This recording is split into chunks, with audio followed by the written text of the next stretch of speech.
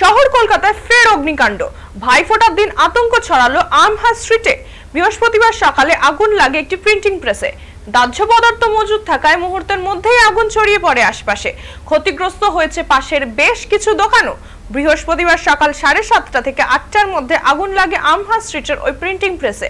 খবর পেয়ে ঘটনাস্থলে পৌঁছায় দমকলের 4টি ইঞ্জিন। যুদ্ধকালীন তৎপরতায় আগুন নেভানোর কাজ শুরু হয়েছে দমকল কর্মীরা। যে এলাকায় এই ঘটনা ঘটেছে তা জনবহুল, তাই স্বাভাবিক কারণেই আতঙ্ক ছড়ায় চারিদিকে। কিন্তু কিভাবে এই আগুন লাগলো তা এখনো পরিষ্কার নয়।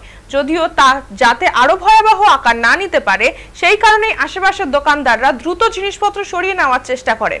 দমকলের অনুমান, প্রিন্টিং প্রেসের ভেতরে কালি, কাগজ ও রাসায়নিক সহ নানা দাহ্য পদার্থ থাকায় আগুন দ্রুত ছড়াতে শুরু করেছিল। ঘটনাস্থলের পাশে বেশ কয়েকটি খাবারের দোকান থাকায় গ্যাস সিলিন্ডারগুলি দ্রুত সরিয়ে নেওয়া হয়েছে যাতে বড় বিপদ এড়ানো যায়। ঠিক কিভাবে আগুনের সূত্রপাত তা দমকল ও পুলিশ খতিয়ে দেখছে।